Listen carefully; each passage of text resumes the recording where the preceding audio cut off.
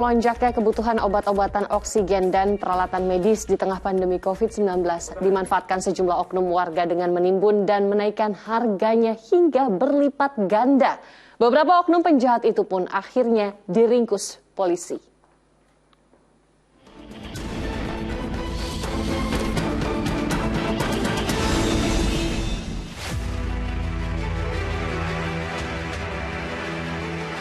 Indonesia babak belur dihantam badai COVID-19 varian Delta.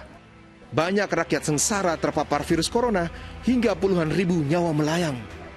Ironisnya, kondisi ini justru dimanfaatkan orang-orang jahat untuk mengeruk untung sebesar-besarnya dari pandemi. Seperti yang terungkap oleh Bareskrim Polri saat menangkap 6 orang tersangka pengemas oksigen ke dalam tabung APAR atau alat pemadam api ringan yang jelas-jelas tidak diperbolehkan dan berbahaya untuk kesehatan. Para tersangka diringkus di 2 tempat berbeda di Jakarta Timur. Oleh mereka, tabung APAR diubah fungsinya menjadi tempat oksigen. Agar bentuknya makin mirip, warna tabung diubah dan diberi aksesori tambahan layaknya tabung oksigen.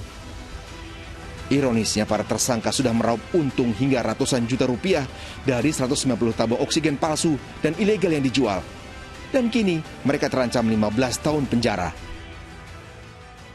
Ini sebetulnya berbahaya karena tabung APAR atau untuk pemadam kebakaran itu tidak didesain untuk oksigen. Kita tidak tahu bagaimana tank cleaningnya, di dalamnya adalah gas CO2. Kalau misalkan nanti diisi dengan oksigen, kalau misalkan pembersihannya tidak bagus, ini tentu akan membahayakan orang. Tak hanya oksigen, obat-obatan untuk terapi pasien COVID-19 juga ditimbun dan dilambungkan harganya. Terbukti di Bandung saat 3 tersangka penimbun obat terapi COVID-19 dibekuk polisi usai menimbun dan menjual kembali obat dengan harga berlipat-lipat. Dari 3 tersangka ini, 1 diantaranya wanita yang berprofesi sebagai apoteker di kota Bandung. Tak hanya warga, alih-alih membantu meringankan petugas, 6 oknum relawan yang bertugas menginput data vaksinasi massal di Batam, Kepulauan Riau ini justru diringkus polisi. Mereka menawarkan sertifikat vaksinasi palsu kepada warga tanpa divaksinasi. Untuk jasanya itu, warga harus membayar dari Rp200.000 hingga Rp300.000. Akal-akalan demi meraup untung sebesar-besarnya di kala pandemi ini menunjukkan rendahnya moralitas dan hati nurani sejumlah oknum. Untuk itulah, banyak faktor yang harus diperbaiki agar insiden ini tak terus terulang.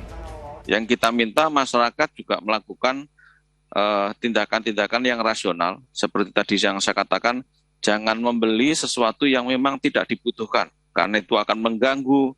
Misalnya tadi, kalau dia tidak sakit, tidak butuh oksigen, ya jangan membeli oksigen medis.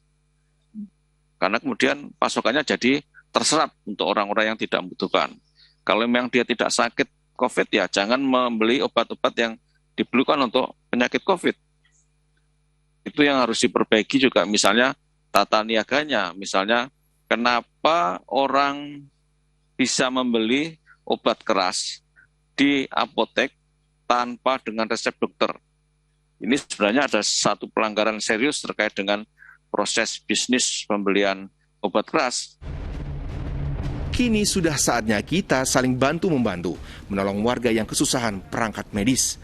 Jangan ragu, segera lapor ke kepolisian jika menemukan oknum warga yang curang. Stop pula panic buying hingga tak ada lagi oknum yang memanfaatkannya.